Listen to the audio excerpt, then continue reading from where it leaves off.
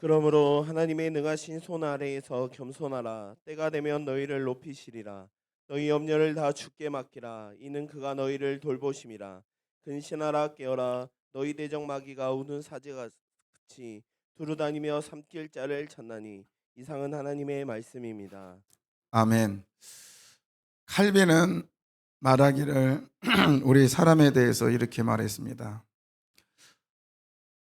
우리의 마음은 염려를 제조하는 공장과 같다.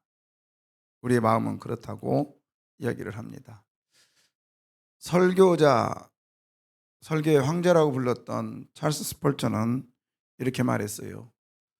염려는 내일의 슬픔을 없애주는 것이 아니라 오늘의 힘을 빼앗아가는 것이다.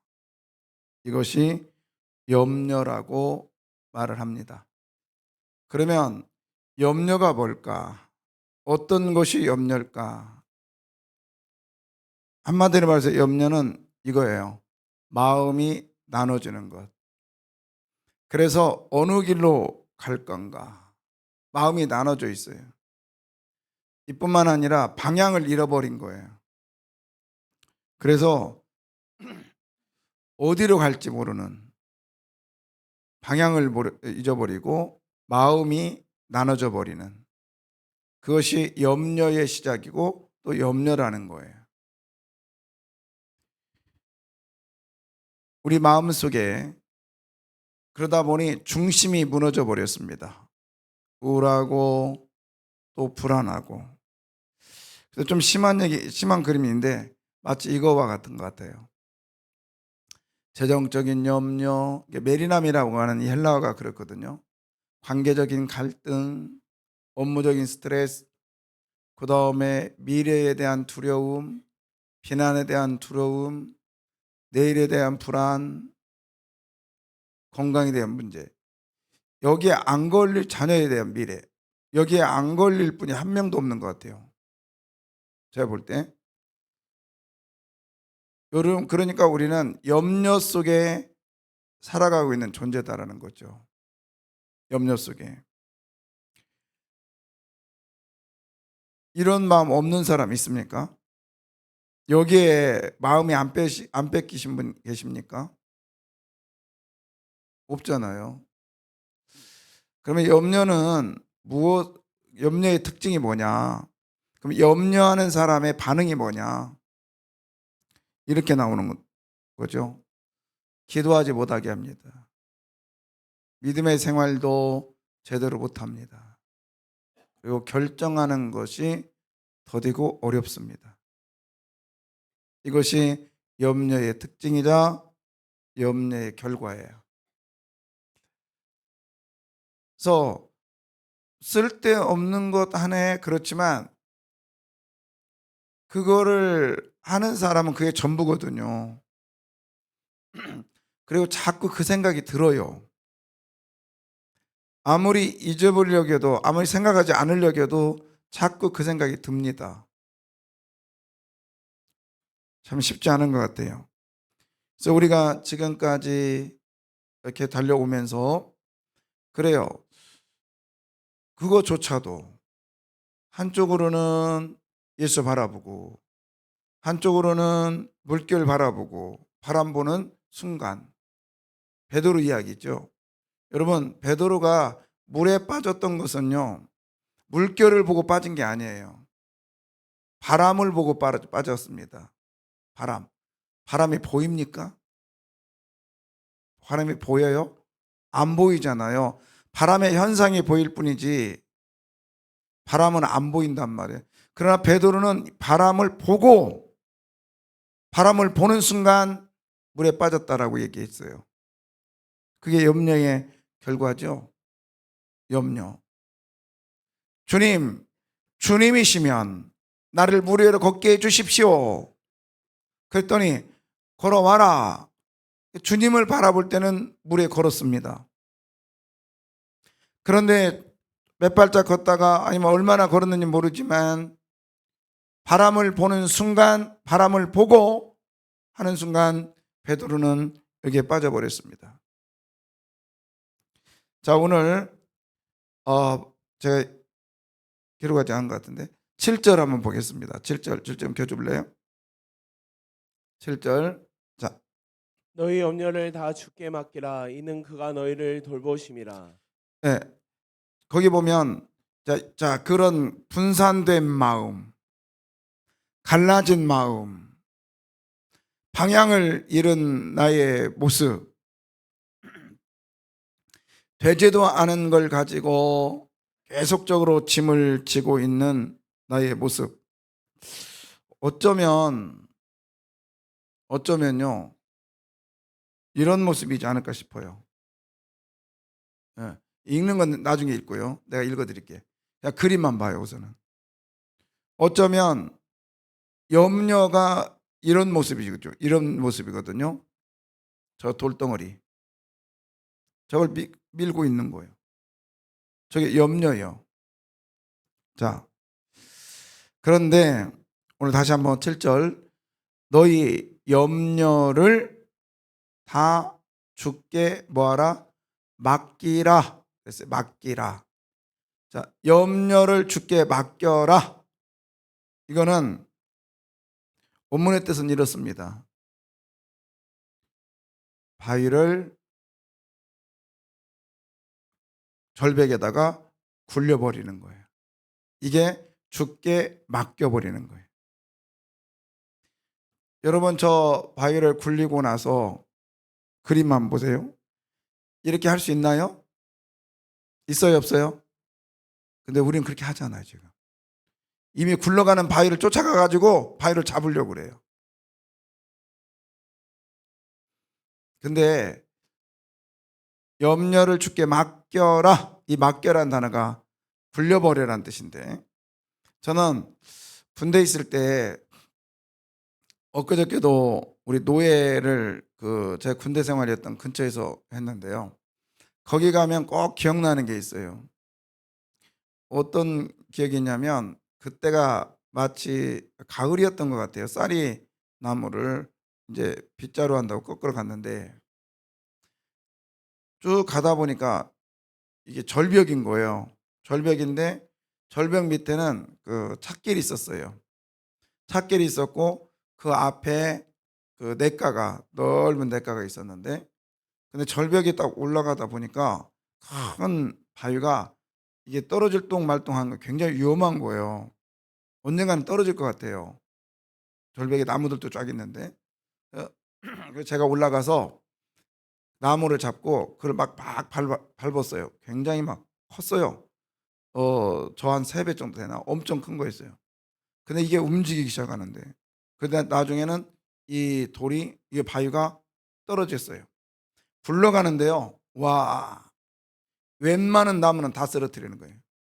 진짜 그때 누군가가 지나갔으면 아무것도 안 남았을 거예요. 팡 하면서 냇가로 떨어지는데요. 전 그 생각을 해요. 염려를 주께 맡겨라 할 때 베드로전서 5장 7절을 볼 때마다 그 생각이 나요. 이 생각.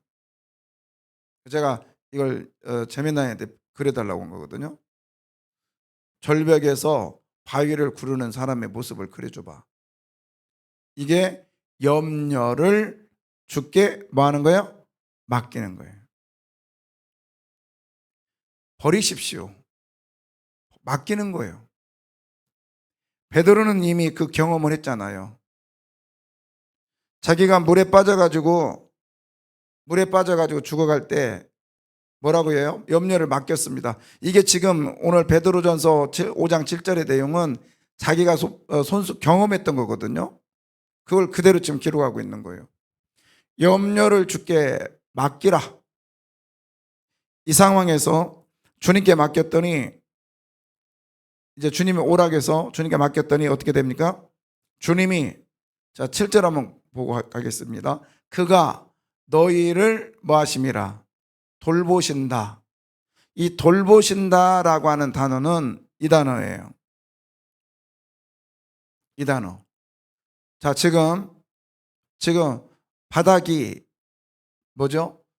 물이잖아요. 그러면 바닥에 물이면 보통 같으면, 일반적인 같으면 저 물에 서 있으면 가라앉아요. 그죠? 그렇잖아요.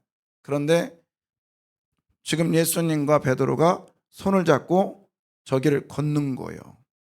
돌보신다는 단어는 우리식으로 표현하면 아스팔트처럼 단단한 길을 걷게 하시겠다는 거예요. 이게 돌보심입니다. 베드로는 이걸 경험했어요.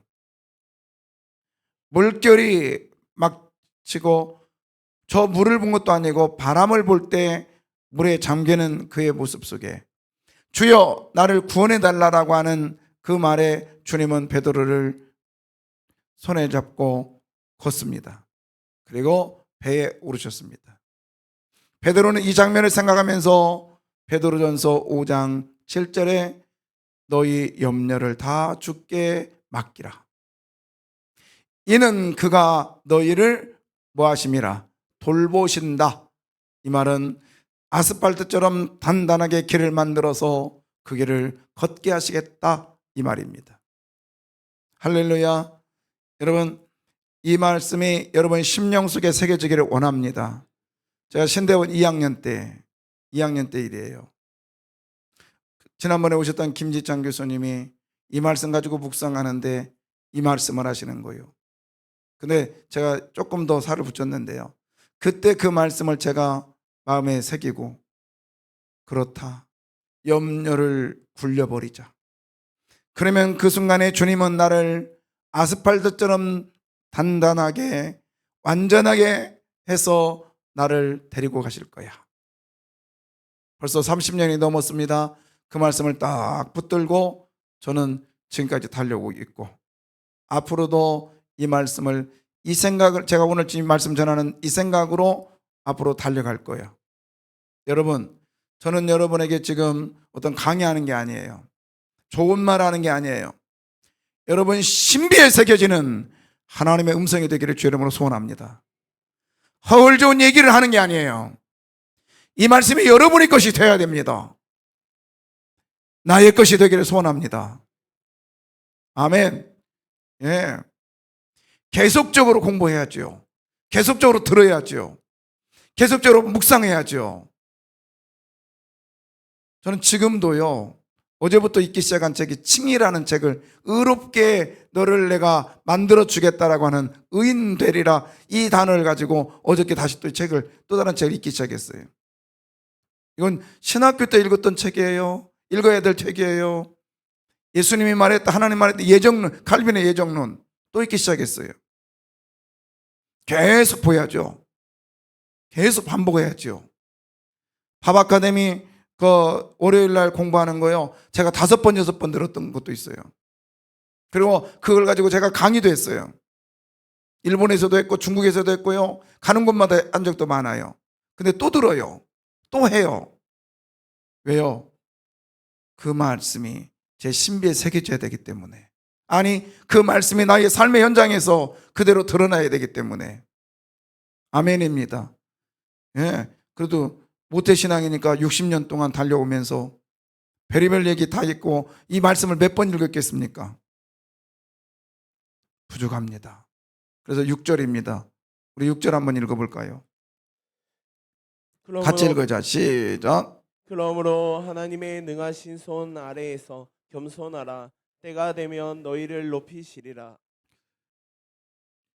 우리가 주님 앞에 그러므로 하나님의 능하신 손 아래에서 뭐하라? 겸손하라. 그러니까 나의 짐이 엄청 많아요. 하나님의 내가 일어날 수가 없어요. 하나님의 능하신 손이 내가 있잖아요. 내게 있잖아요. 주께서 때가 되면 나를 일으켜 줄 줄 믿습니다. 아멘. 분명히 그날은 올 거예요. 믿으시면 아멘. 그림 다시 한번. 여러분 이 날은 올 거예요. 이 날이 곧 나의 날로 오기를 소원합니다. 반드시 옵니다. 누구의 손을 잡으면 주님의 손을 잡는 순간 주여 죽게 되었사오니 주님을 바라보고 나가는 순간 주님은 분명히 이 날을 내게 허락해 주실 거예요. 근데 8절에 보면 근신하라, 깨어라. 근데 갑자기 이상한 말을 해요. 너희 대적 누구? 마귀 얘기를 해요. 한 지금까지 근신하 그 염려를 맡기고, 응? 주님께서 아스팔트처럼 단단하게 만들어 주셔서 가게 하시겠다고 하더니 갑자기 근신하라, 깨어라 얘기하시고, 그 다음에 누구 얘기해요? 마귀 얘기해요. 마귀는 강한 사람을 삭히지 않는데요.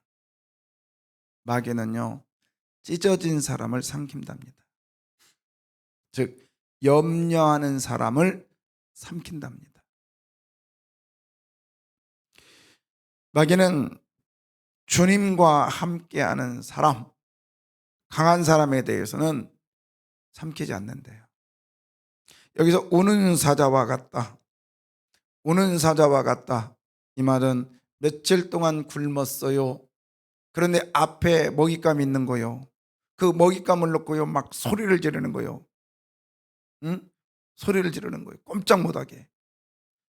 한번 동물원에 갔는데요, 사장가가 정말 포효하는데 와 대단하더라고요.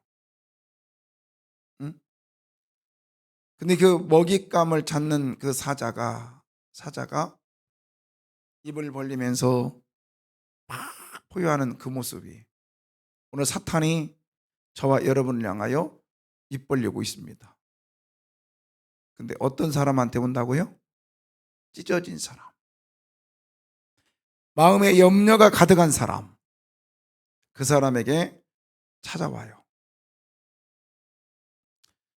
그래서 염려를 주님께 맡기기 위해서는, 오늘 특히 사단의 권세를 이기기 위해서는 주님은 말합니다. 근신하라, 뭐하라, 깨어라.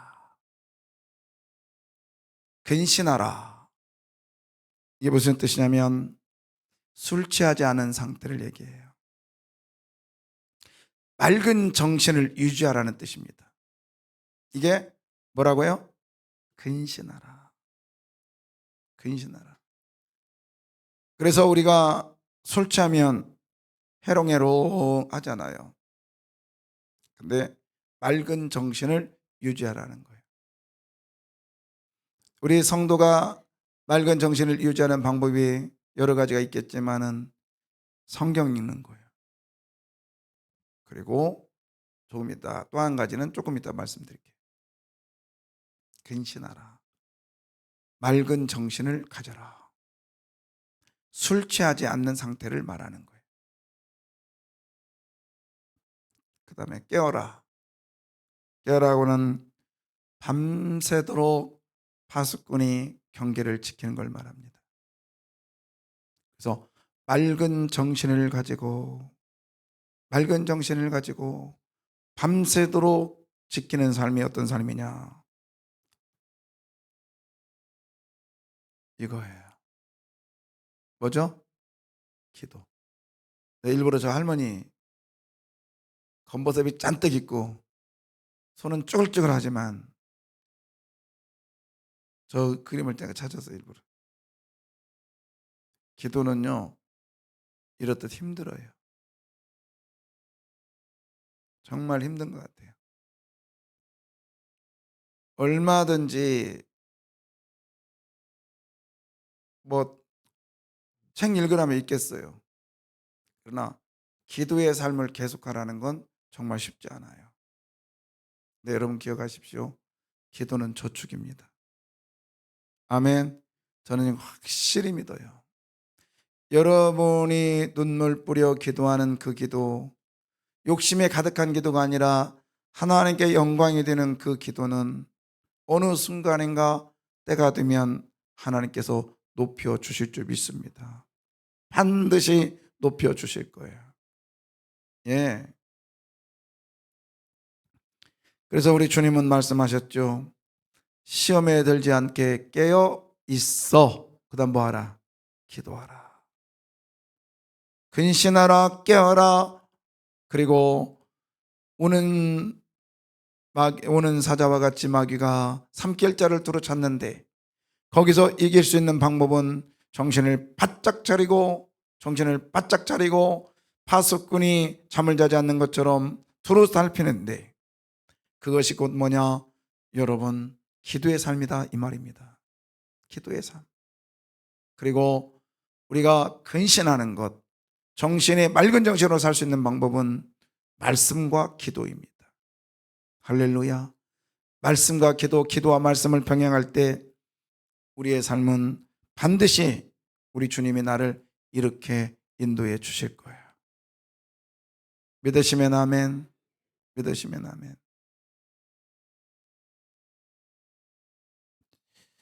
자, 이거 보고 할까? 오케이. 소리가 한번 읽어볼까? 이거 한번 읽어볼래요?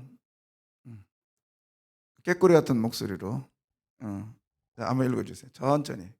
여러분, 크게 좀 올려줘요. 여러분, 우리는 지금까지 바위를 밀고 올라가며 살았습니다. 넘어지지 않으려고 떨어질까봐 붙잡고 또 붙잡았습니다. 그런데 성경은 전혀 다른 말씀을 합니다. 붙잡으라가 아닙니다. 던져버리라입니다. 예, 붙잡아라가 아니라 뭐죠? 던져버리래요. 예. 그러면 또 윤희도 또 한번 읽어볼래? 놀랬어? 혹시 지금도 그 바위를 가슴에 붙들고 있지 않습니까?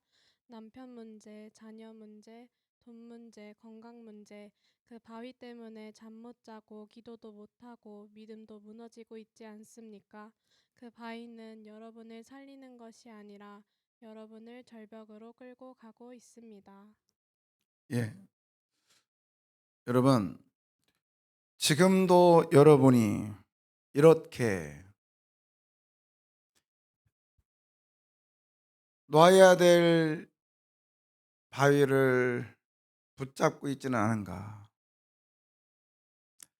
주님은 붙잡으라고가 아니라 내가 붙잡아야 될 것은 오직 예수 그리스도의 손목입니다. 아멘. 이를 떨쳐버리시기를 주의 이름으로 부탁합니다. 보십시오. 남편의 문제, 자녀의 문제, 돈의 문제, 건강의 문제. 여러분, 그 모든 것들을 잠 못 자고 고민하고 애타는 이 모든 것들을 내려놓기를 주의 이름으로 부탁합니다. 쉽지는 않아요. 정말 쉽지는 않아요.